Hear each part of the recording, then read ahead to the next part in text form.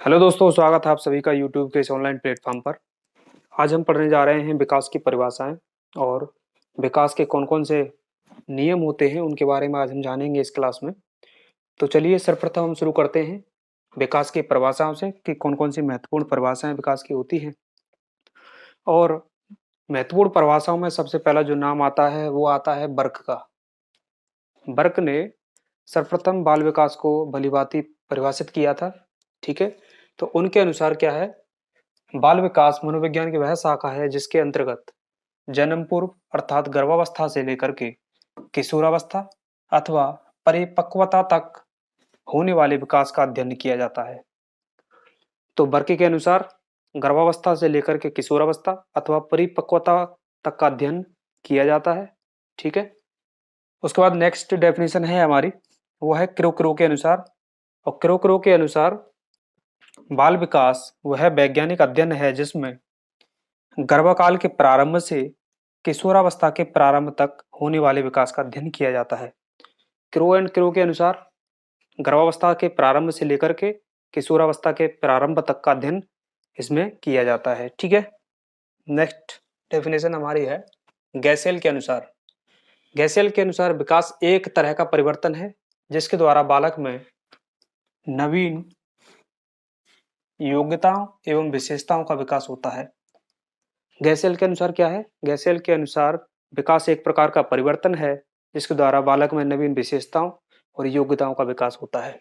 ठीक है, ये डेफिनेशन किसकी है, ये गैसेल की डेफिनेशन है। अब जेम्स ड्रेवर के अनुसार, जेम्स ड्रेवर ने परिभाषित किया है कि मनोविज्ञान वह शाखा है जिसमें जन्म से परिपक्वतावस्था तक का अध्ययन किया जाता है या फिर परिपक्वता तक होने वाले विकास का अध्ययन इसमें किया जाता है। ठीक है, ये किसने कहा है, ये जेम्स ड्रेवर ने कहा है। यानी जन्म से लेकर के परिपक्वता तक होने वाले विकास का अध्ययन इसमें किया जाता है। ठीक है, उसके बाद ब्रूनर के अनुसार, और ब्रूनर ने परिभाषित किया है कि विकास की किसी भी अवस्था में कुछ भी सिखाया जा सकता है। ठीक है, विकास की किसी भी अवस्था में कुछ भी सिखाया जा सकता है। ये फेमस डेफिनेशन किसकी है, यह है ब्रूनर की। तो आपको सिंपली क्या याद रखना है इन डेफिनेशन में, इनमें कुछ कीवर्ड आपको ढूंढने हैं। ठीक है, कीवर्ड आपको ढूंढने हैं, जैसे यहाँ बर्क, बर्क की डेफिनेशन में क्या है, यहाँ गर्भावस्था से लेकर के किशोरावस्था तक का अध्ययन इसमें किया जाता है। बर्क के अनुसार गर्भावस्था से लेकर के किशोरावस्था तक अथवा परिपक्वता तक का अध्ययन किया जाता है। ये इसमें आपने को कीवर्ड ढूंढने हैं। ठीक है, बर्क की डेफिनेशन में गर्भावस्था से लेकर के किशोरावस्था। उसके बाद क्रो के अनुसार, क्रो के अनुसार किशोरावस्था के गर्भकाल के प्रारंभ से, या फिर हम कह सकते हैं गर्भावस्था के प्रारंभ से लेकर के किशोरावस्था के प्रारंभ तक का इसमें अध्ययन किया जाता है। ठीक है, आपको याद रखना है। उसके बाद गैसेल के अनुसार आपको याद रखना है कि विकास एक प्रकार का परिवर्तन है जिसके द्वारा बालक में नवीन योग्यताओं और विशेषताओं का विकास होता है। ठीक है, उसके बाद जेम्स ड्रेवर के अनुसार आपको ध्यान रखना है कि जन्म से परिपक्वता अवस्था तक होने वाले विकास का अध्ययन इसमें किया जाता है। इनके अनुसार कहां से कहां तक, जन्म से परिपक्वता तक, ये आपको याद रखना है। उसके बाद ब्रूनर के अनुसार, और इन्होंने माना है कि विकास की किसी व्यवस्था में कुछ भी सिखाया जा सकता है। ठीक है, तो बढ़ते हैं हम आगे। और श्रीमती हरलोग के द्वारा विकास क्रम में होने वाले परिवर्तनों को 4 भागों में इन्होंने बांटा है। विकास क्रम में होने वाले परिवर्तनों को 4 भागों में इन्होंने बांटा है, और वो कौन कौन से हैं। पहला है आकार में परिवर्तन। ठीक है, पहला कौन सा है, आकार में परिवर्तन है। और अगर हम आकार में परिवर्तन की बात करें तो आकार में परिवर्तन होता है, क्या बालक के आकार में परिवर्तन होता है, अगर ये प्रश्न आपसे पूछा जाए तो बिल्कुल सब जानते हैं कि जब बच्चा जन्म लेता है तो उस समय बच्चा कितना सा होता है, छोटा सा होता है। लेकिन जैसे जैसे उसकी उम्र बढ़ती है वैसे वैसे उसका शरीर भी क्या है, बढ़ता चला जाता है। उसके आकार में क्या होता है, परिवर्तन होता है, क्योंकि आपको पता होगा कि विकास निरंतर होता है। ठीक है, विकास निरंतर होता रहता है। और अगर हम बात करें, लेकिन विकास कभी धीमा और कभी तेज, कब धीमा होता है कब तेज होता है, इसकी चर्चा हम आगे करेंगे। बहुत सारे पक्ष इसमें सम्मिलित होते हैं, ठीक है। बहुत सारे स्तर जो होते हैं उनके माध्यम से विकास कभी तेज होता है कभी धीमा होता है, लेकिन निरंतर होता है, ठीक है। तो आकार में परिवर्तन हमें देखने को मिलता है, क्योंकि बच्चा शुरुआत में छोटा होता है, लेकिन जैसे जैसे उसकी उम्र बढ़ती है वैसे वैसे उसका आकार में भी परिवर्तन देखने को मिलता है। इनके अनुसार दूसरा क्या है, अनुपात में परिवर्तन। क्या अनुपात में परिवर्तन होता है? अगर हम अनुपात की बात करें तो बिल्कुल, क्योंकि जब बच्चे का जन्म होता है उस समय आपने देखा होगा कि सिर का जो अनुपात है, सिर का जो अनुपात है उसके शरीर की तुलना में वो कितना होता है बच्चे का, वो होता है 1/4। कितना होता है? अगर हम बच्चे की बात करें तो बच्चे में जो सिर का और अगर पूरे शरीर की बात करें, शरीर सिर और पूरे शरीर का जो अनुपात की अगर हम बात करें तो वो कितना होता है, 1:4 होता है, 1/4, ठीक है। और वही अगर हम वयस्क में बात करें, वयस्क की अगर हम बात करें तो वो कितना होता है, 1/7 होता है, ठीक है। तो बिल्कुल अनुपात में भी हमें क्या मिलता है, परिवर्तन देखने को मिलता है।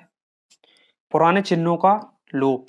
पुराने चिन्हों का लोप, पुराने चिन्ह इन द सेंस कि जब बच्चा जन्म लेता है तो बहुत सारे चिन्ह ऐसे होते हैं जो धीरे धीरे करके क्या लुप्त होने लगते हैं, खत्म होने लगते हैं, और उनके स्थान पर नई चीजें और नए अंग विकसित होने लगते हैं, ठीक है। तो पुराने चिन्ह कौन से होते हैं? जैसे छोटे बच्चे में देखा होगा आपने, बचपन में सभी के दूध के दांत होते हैं, और दूध के दांत हमेशा नहीं होते हैं, एक समय आता है उसके बाद में दूध के दांत क्या हो जाते हैं, उनका लोप हो जाता है, ठीक है। दूध के दांत चले जाते हैं और उनके स्थान पर नए दांत आ जाते हैं। तो पुराने चिन्हों का क्या हो जाता है, लोप हो जाता है। बच्चे की स्किन कितनी कोमल होती है, लेकिन आगे चल के वो इतनी सॉफ्ट नहीं रहती है, ठीक है। तो इसी तरीके से पुराने चिन्हों का क्या हो जाता है, लोप हो जाता है। और नवीन चिन्हों का उदय।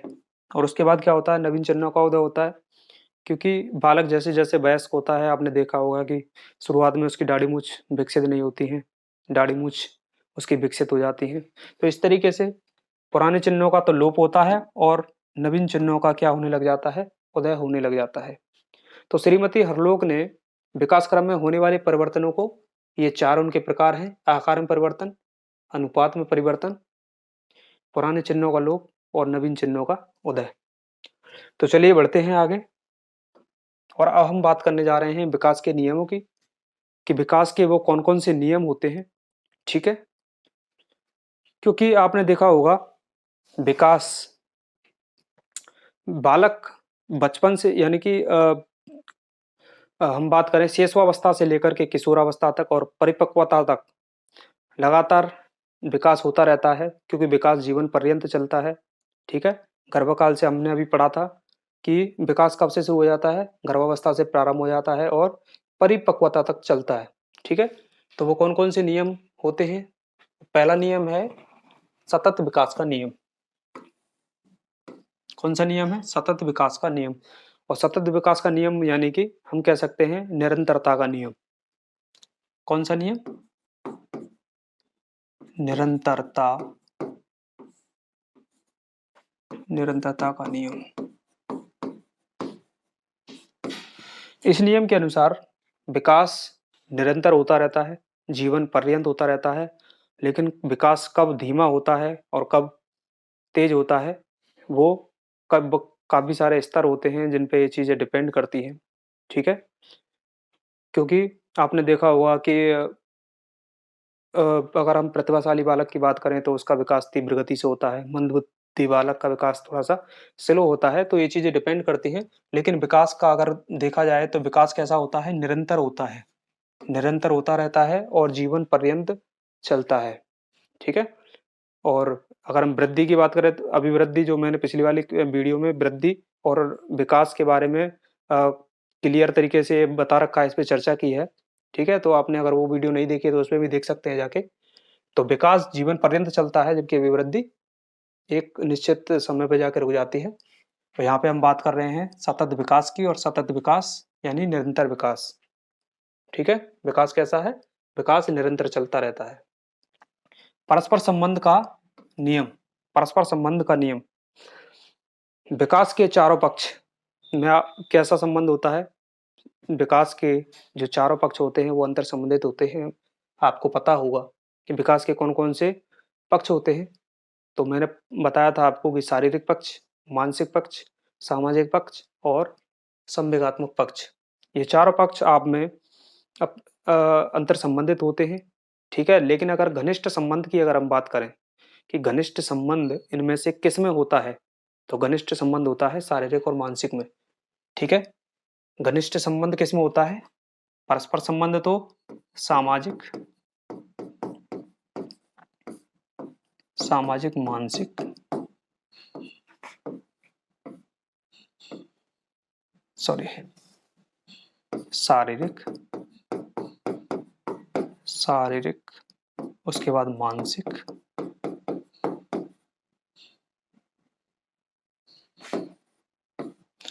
शारीरिक, मानसिक, सामाजिक और संवेगात्मक।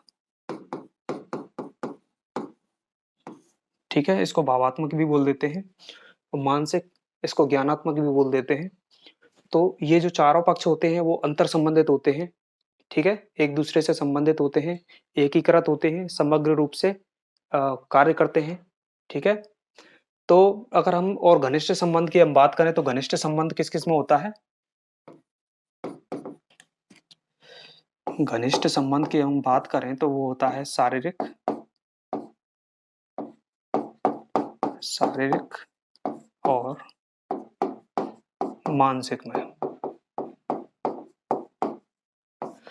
शारीरिक पक्ष और मानसिक पक्ष दोनों आपस में कैसा घनिष्ठ संबंध इनमें होता है।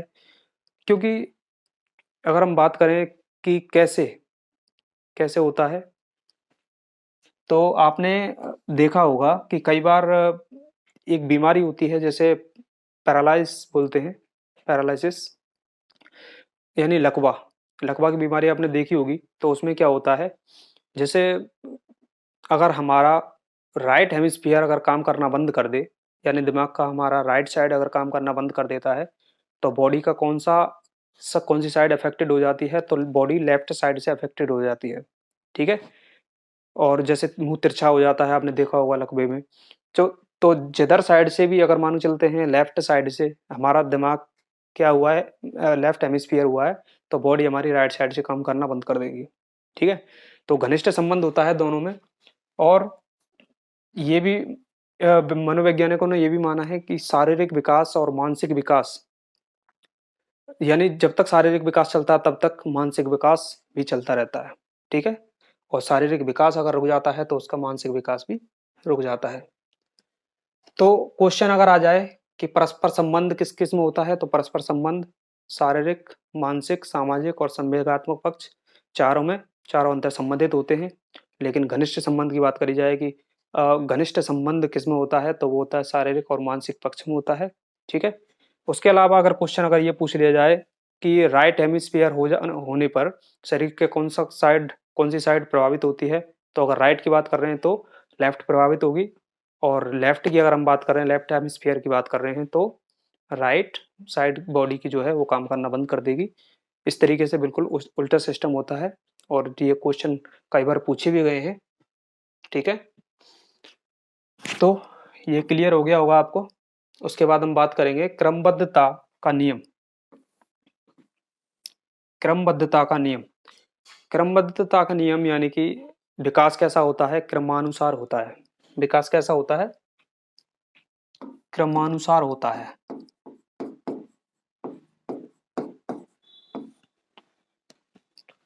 विकास कैसा होता है? क्रमानुसार होता है।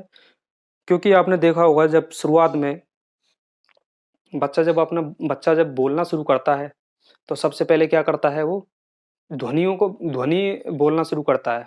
क्या बोलता है? छोटी-छोटी आवाज़ें निकालता है। ठीक है? जैसे रोते समय या फिर खेलते समय वो अपने आप में क्या करता है? वो ध्वनि निकालता है। ठीक है? तो सबसे पहले क्या ध्वनि का विकास होता है, उसके बाद में वो छोटे-छोटे शब्द यानी आधा शब्द बोलना शुरू करता है ना, जैसे पा या फिर दा या फिर माँ, है ना, इस तरीके से छोटे छोटे शब्द, आधा शब्द निकालना सीखता है, फिर उसके बाद में वो पूरा शब्द बोलना सीख जाता है। तो ये क्या है, नहीं, यानी कि हम कह सकते हैं कि विकास कैसा होता है, क्रमानुसार विकास होता है, या फिर क्रमबद्धता हम बोल सकते हैं इसको। तो क्रमबद्धता के नियम के अनुसार विकास कैसा होता है, क्रम में होता है। ठीक है, ठीक है, चलिए उसके बाद हम बात करेंगे निश्चित दिशा का नियम। और निश्चित दिशा के नियम पर हम जब बात करेंगे तो दो चीज निकल के आती हैं कि विकास कैसा होता है, मस्तकादुमुखी नियम होता है एक, और दूसरा होता है निकट से दूर का नियम। कई बार एग्जाम में ये पूछा भी गया है कि मस्तकादुमुखी का नियम में विकास कहाँ से कहाँ तक होता है। तो यानी विकास कैसे होता है इसमें, मस्तकादुमुखी का मतलब है कि विकास सिर से पैर तक कैसे होता है, सिर से पैर की ओर होता है, सिर से पैरों की ओर होता है, सिर से पैरों की ओर विकास कैसा होता है, सिर से पैरों की ओर होता है। बिल्कुल, आपने देखा होगा, अगर हम गर्भावस्था की भी बात करें तो गर्भावस्था में भी जो बच्चे का विकास होता है वो इसी क्रम में होता है। सर्वप्रथम सिर का निर्माण होता है, सिर बनता है सबसे पहले, उसके बाद धड़ विकसित होता है, फिर हाथ पैर विकसित होते हैं। ठीक है, इसी क्रम में विकसित होता है। यानी मस्तकादुमुखी नियम अगर आ जाए तो आपको बताना है कि सिर से पैर की ओर। ठीक है, विकास का क्रम क्या है, सिर से पैर की ओर होता है। उसके बाद हम जब दूसरे नियम की बात करते हैं कि निकट से दूर का नियम, निकट से दूर का नियम क्या होता है, यानी कि केंद्र से सिरों की ओर। इसको क्या बोलते हैं हम, केंद्र से, केंद्र से सिरों की ओर, सिरों, ये सिर नहीं है, सिरों यानी किनारा। ठीक है, या फिर बोल सकते हैं अंदर से बाहर की ओर।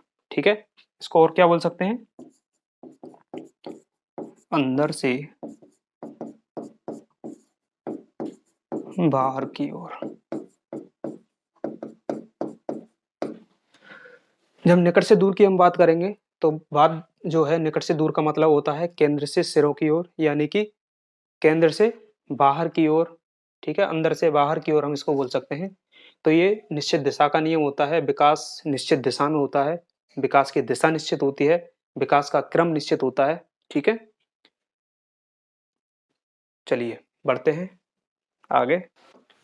व्यक्तिगत विभिन्नता का नियम, और इस नियम के अनुसार, व्यक्तिगत विभिन्नता का नियम, इस नियम के अनुसार प्रत्येक व्यक्ति एक दूसरे से भिन्न होते हैं।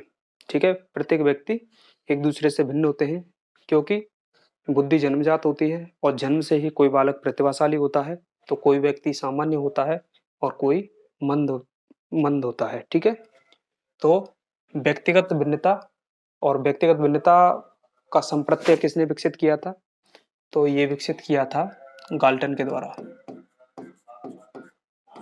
ठीक है, गाल्टन के द्वारा व्यक्तिगत विभिन्नता का संप्रत्यय दिया गया था।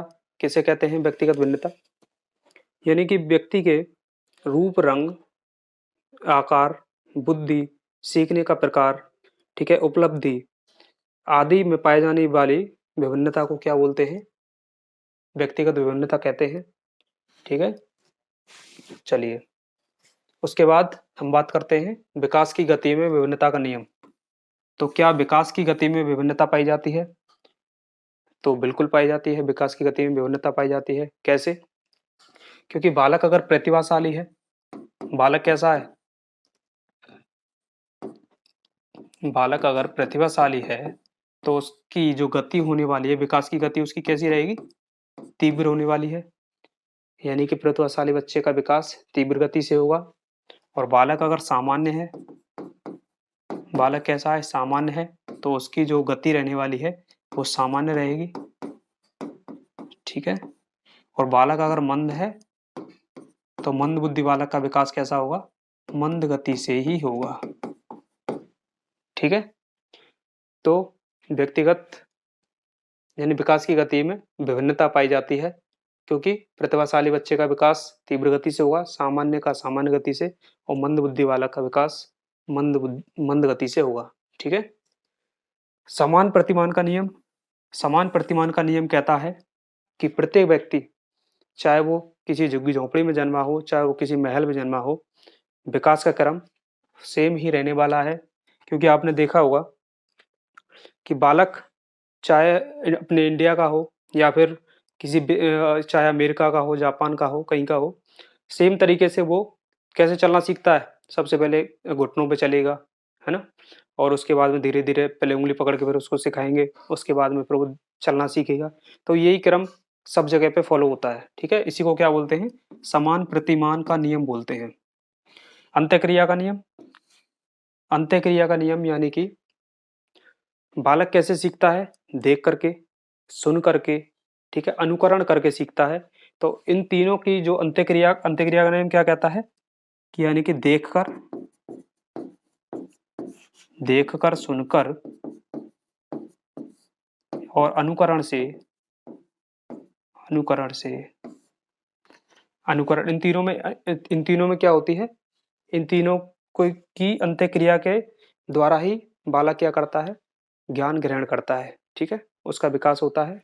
कैसे होता है? देखकर, सुनकर और अनुकरण करके, ठीक है? तो ये अंत्यक्रिया का नियम हुआ। बढ़ते हैं आगे। पूर्वानुमान, पूर्व कथन या भविष्यवाणी का नियम। क्या हम किसी बालक के बारे में भविष्यवाणी कर सकते हैं? तो बिल्कुल कर सकते हैं। हम बता सकते हैं बच्चे की विशेषताओं को देख कर के यह पता लगाया जा सकता है कि ये बच्चा आगे चल के क्या बनेगा, क्या बन सकता है, कि कौन बच्चा डॉक्टर बनेगा, कौन पेंटर बनेगा, ठीक है? कौन मास्टर बनेगा, टीचर बनेगा। तो इस तरीके से हम उसका क्या पूर्वानुमान लगा सकते हैं या इसको पूर्व कथन बोल सकते हैं, ठीक है? कुल मिला के भविष्यवाणी की जा सकती है, कब की जा सकती है? उसकी विशेषताओं को देख कर के हम भविष्यवाणी कर सकते हैं, ठीक है? वर्तु वर्तुलाकार का नियम, वर्तुलाकार का नियम क्या कहता है? कि विकास रेखीय ना होकर के चारों ओर से होता है, ठीक है? विकास कैसे? विकास रेखीय ना होकर के चारों ओर से होता है, यानी वर्तुलाकार होता है, वर्तुलाकार होता है। इसी को क्या बोलते हैं? वर्तुलाकार का नियम बोलते हैं, ठीक है? सामान्य से विशिष्ट क्रियाओं का नियम, सामान्य से विशिष्ट क्रियाओं का नियम क्या कहता है? कि सबसे पहले अगर हम बात करें, बालक अगर उसे कोई चीज़ पकड़नी है, ठीक है? अगर कोई किसी भी चीज़ को उसको पकड़ना है, सपोज़ आप इसको इस तरीके से समझिए, सबसे पहले किसी भी चीज़ को पकड़ने के लिए बालक कैसी क्रिया करता है? सामान्य क्रिया करता है। कैसी क्रिया करता है? सामान्य क्रिया करता है, फिर उसके बाद में वो विशिष्ट क्रिया करना सीख जाता है। इसी को बोलते हैं सामान्य क्रिया, सामान्य से विशिष्ट क्रियाओं का नियम। जैसे किसी बच्चे को मान के चलिए कोई चीज़ पसंद आ गई, तो वो क्या करेगा कि फुल बॉडी मूवमेंट करने लग जाता है। आपने देखा होगा, फुल बॉडी मूवमेंट करने लग जाता है, जिससे हम अंदाज़ा लगा सकते हैं कि बच्चा खुश है और इसे ये चीज़ पसंद आ रही है, ठीक है? तो अब उसे कोई चीज़ पकड़नी है, तो वो क्या करेगा? फुल बॉडी मूवमेंट करेगा, लेकिन धीरे-धीरे क्या करने लग जाता है वो? हाथ को बढ़ाने लग जाता है। हाथ से पूरी चीज़ को पकड़ने की कोशिश करता है और उसके बाद में फिर वो धीरे-धीरे ये सीखता है, वो अंगूठे का यूज़ करना सीख जाता है, ठीक है? पर्टिकुलर उँगली का यूज़ करना सीख जाता है कि किसी भी चीज़ को हम किस तरीके से केवल उँगलियों से ही पकड़ा जा सकता है, तो वो उँगलियों से फिर पकड़ना सीख जाता है, ठीक है? तो इस तरीके से सामान्य पहले बालक क्या करेगा? सामान्य क्रियाएँ करेगा, उसके बाद में विशिष्ट क्रियाएँ करेगा और विशिष्ट क्रिया करके वो क्या है? पर्टिकुलर चीज़ को पकड़ने के लिए पर्टिकुलर अंग का इस्तेमाल करना सीख जाता है, ठीक है? इसी को क्या बोलते हैं? सामान्य से विशिष्ट क्रियाओं का नियम कहते हैं। उसके बाद हम बात करेंगे विकास में परिवर्तन का नियम। बिल्कुल, विकास में परिवर्तन का नियम हमने पहले भी पढ़ चुके हैं। यानी विकास के चारों पक्षों में होने वाला परिवर्तन ही क्या होता है? विकास में परिवर्तन होता है। चारों पक्ष कौन से? शारीरिक, मानसिक, सामाजिक और सांवेगिक, ठीक है? उसके बाद विकास की प्रत्येक अवस्था में अपने-अपने खतरे होते हैं। क्या विकास क्या विकास की प्रत्येक अवस्था में अपने-अपने खतरे होते हैं? तो बिल्कुल, विकास की प्रत्येक अवस्था, कोई भी अवस्था विकास की ऐसी नहीं है जो खतरे से खाली हो। क्योंकि आप शेषावस्था क्यों, अगर हम बात करें गर्भावस्था की, तो गर्भावस्था के भी अपने क्या होते हैं? खतरे होते हैं। गर्भावस्था में ही प्रेगनेंसी के दौरान ही क्या है, बहुत सारी चीज़ों का ध्यान रखना पड़ता है। उसके बाद शिशुअवस्था में जब बच्चा छोटा होता है, तब भी उसकी बहुत ज़्यादा केयर करनी पड़ती है ना? उसकी देखभाल करनी पड़ती है, तो यानी कि प्रत्येक अवस्था में अपने-अपने खतरे हैं, कोई भी अवस्था खतरे से खाली नहीं है। विकास की प्रत्येक अवस्था में सुख शांति एक समान नहीं होती। जब प्रत्येक अवस्था में खतरे हो सकते हैं, तो और प्रत्येक अवस्था में फिर सुख शांति भी क्या एक समान नहीं हो सकती। ठीक है? ऐसा ज़रूरी नहीं है कि विकास की प्रत्येक अवस्था में सुख शांति समान हो। जैसे शिशुअवस्था में अगर कोई मतलब शिशुअवस्था या फिर बाल्यावस्था या फिर किशोरावस्था में किसी की भी तुलना अगर इनकी आपस में तुलना करेंगे, तो कोई भी अवस्था बिल्कुल ऐसा नहीं है कि भाई शिशुअवस्था सुखी की अवस्था हम उसको बोल दें कि बाल्यावस्था को क्या बोल दें, दुखी की अवस्था बोल दें, तो ऐसा नहीं है। ठीक है? तो सुख शांति एक समान नहीं होती है।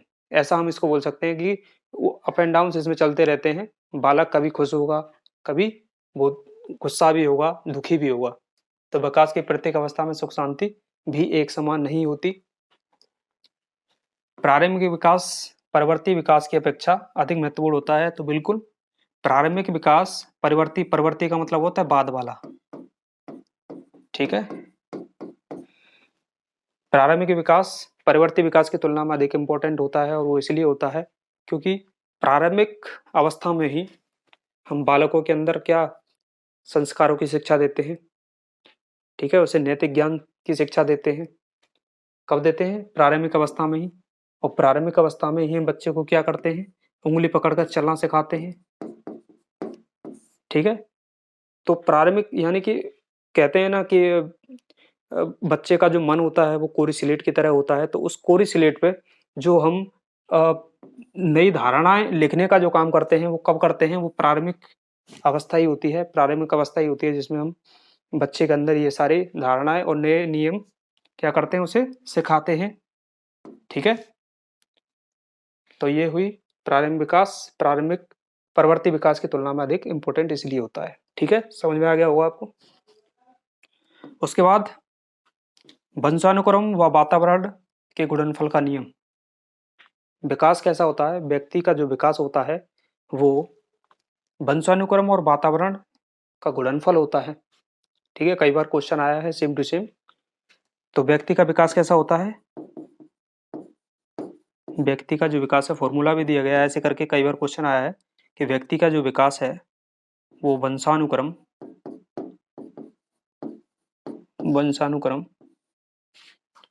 और वातावरण वातावरण का क्या होता है? गुणनफल होता है। अगर हम बोले कि क्या बुद्धि पे इन दोनों में से किसका प्रभाव पड़ता है, तो किसी एक पक्ष को चुनना क्या होगा? बड़ा मुश्किल होगा, और वो सही भी नहीं होगा, क्योंकि चाहे बुद्धि हो, चाहे व्यक्तिगत भिन्नता हो, चाहे व्यक्तित्व हो, सब पे क्या पड़ता है? इन दोनों का बराबर प्रभाव पड़ता है। ठीक है? क्वेश्चन आ जाए कि क्या बुद्धि पर वंशानुक्रम और वातावरण का प्रभाव पड़ता है? तो बिल्कुल पड़ता है। ठीक है? अगर क्वेश्चन आ जाए कि इनमें से किसका व्यक्तित्व पर प्रभाव पड़ता है, तो आंसर क्या होगा? वंशानुक्रम और वातावरण का दोनों का प्रभाव पड़ता है। व्यक्तिगत भिन्नता पर किसका प्रभाव पड़ता है? तो इन दोनों का व्यक्तिगत विभिन्नता पर भी प्रभाव पड़ता है। ठीक है? वंशानुक्रम क्षमताएं हमें कहाँ से प्राप्त होती हैं? क्षमताएं क्षमताएं हमें कहाँ से प्राप्त होती हैं? वो होती हैं वंशानुक्रम। ठीक है? क्षमताएं हमें कहाँ से मिलती हैं? क्षमता होती है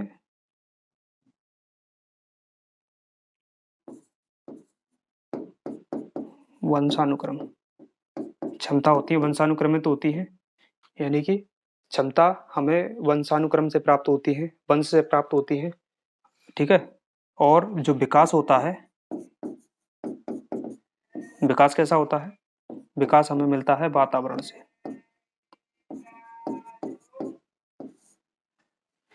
क्षमताएं हमें वंशानुक्रम से प्राप्त होती हैं। ठीक है? जबकि विकास हमें कहाँ से प्राप्त होता है? विकास वातावरण से प्राप्त होता है। स्किनर ने एक बोला भी है इसके बारे में कि जो वंशानुक्रम है, वंशानुक्रम बालक में वो सीमाएँ निश्चित करता है, जिससे ये तय होता है कि बच्चे का अधिकतम विकास कहाँ तक हो सकता है, ठीक है? यानी कि वंशानुक्रम से जो हमें क्षमताएँ मिलती हैं, जो क्षमताएँ हमें प्राप्त होती हैं, उससे वो ये सीमाएँ निश्चित करता है, क्या करता है? वो सीमाएँ निश्चित करता है, बालक के अंदर वो सीमाएँ निश्चित करता है, जिससे ये तय हो जाता है कि बालक का अधिकतम विकास कहाँ तक होगा, ठीक है? तो अगर क्वेश्चन आ जाए वंशानुक्रम पर किसका प्रभाव पड़ता है, तो वंशानुक्रम और वातावरण का हमारे बुद्धि पर, व्यक्तित्व पर, व्यक्तिगत भिन्नता पर, ठीक है, सब पे प्रभाव पड़ता है। और अगर व्यक्ति के विकास की हम बात करें तो व्यक्ति का विकास जो होता है वो वंशानुक्रम और वातावरण का क्या होता है, गुणनफल होता है, ठीक है। आई होप आपको ये समझ में आ गई होगी, ठीक है। तो आज के लिए इतना ही। Thank you very much.